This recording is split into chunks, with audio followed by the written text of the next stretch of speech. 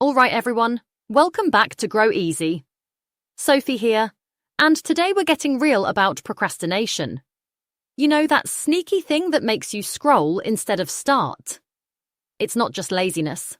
Honestly, it's usually fear, friction, or just a messy environment tripping us up. I mean, I've definitely blamed myself for being lazy before, but it's rarely that simple. Yeah, Sophie, you're spot on. Patrick here. Look, when I first started coaching, I'd spend hours on busy work. I convinced myself I was preparing, but really, I was just avoiding the real stuff. It's wild how even the most driven folks can get stuck in that loop. For young professionals, it's a big deal. Missed deadlines, more stress, and you end up feeling drained before the day's even started. Absolutely, Patrick. I think a lot of us, especially when we're ambitious, fall into that trap. It's like you want to do everything, but the overwhelm just freezes you. I always say, it's not about being lazy, it's about the environment and the way we approach tasks. Sometimes just one tiny action can break the whole cycle. Yeah, and I'll add, James here, by the way, sometimes it's just the sheer number of things on your plate. You look at your to-do list and, poof, motivation's gone. But, like you said, Oliver, it's those small changes that really make the difference. I mean, even just setting one tiny daily action, like Patrick mentioned, can totally shift your momentum. Where was I going with this? Oh, right. Procrastination's not a character flaw. It's a signal, and we can work with that. So, let's get into the good stuff. The 3 secrets to actually stop procrastinating. First up, make the task tiny. I love this one. Instead of write the whole report, just open a blank doc and type the title. Or literally write one sentence. It sounds almost silly, but it works because it lowers the activation energy. You get that little dopamine hit for starting, and suddenly you're moving. Yeah, and I'll jump in. Secret 2 is all about if-then rules and time windows. It's like, if it's 9 a.m., then I focus for 25 minutes. Or, if I feel distracted, then I do a 2-minute breathing reset. These little rules take the decision-making out of it. You're not negotiating with yourself every time. And those short sprints, 25, maybe 40 minutes, they're so much easier to commit to than thinking you've got to work for hours straight. Exactly, Patrick. And secret 3 is my personal favorite. Remove friction from your environment. I used to have like 10 tabs open, phone buzzing, coffee cups everywhere.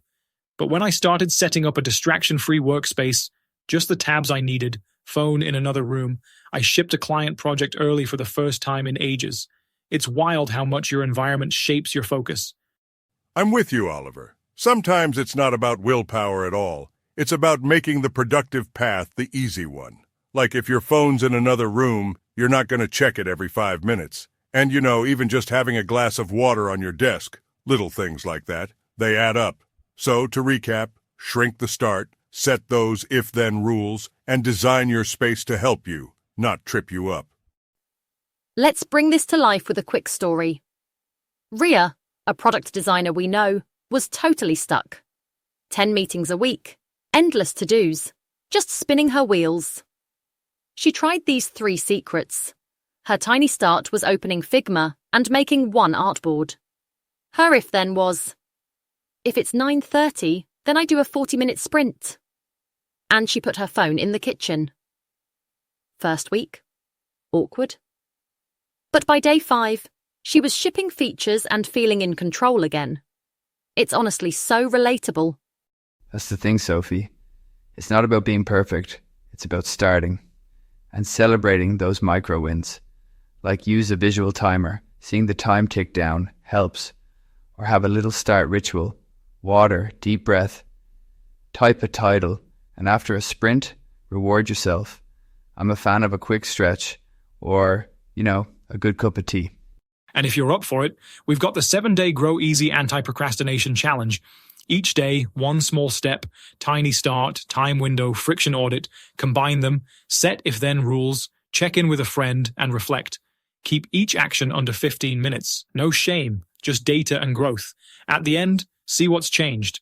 Maybe you finished more, maybe you just felt less stressed. Either way, that's a win. And don't forget, use a timer, make a start ritual, and reward yourself for showing up. If you're thinking, I don't have motivation, just start anyway. Motivation follows action, not the other way around. And if you work weird hours, just pick 2 fixed windows, morning and afternoon. Consistency beats perfect timing every time. All right, team. That's a wrap for today. Remember, procrastination isn't destiny. It's just a pattern. Start tiny, build your own anti-procrastination architecture, and celebrate every little win. If you liked this episode, hit subscribe, share it with a friend, and let us know which secret you'll try first. We want to hear your stories. Thanks for tuning in, everyone. And hey, don't forget to tag us if you take the 7-day challenge. We love celebrating those tiny wins with you. Yeah, cheers for listening. Keep it simple, keep it steady, and keep growing easy. See you next time. Take care, folks. Remember, small starts, big wins. You've got this. Bye for now.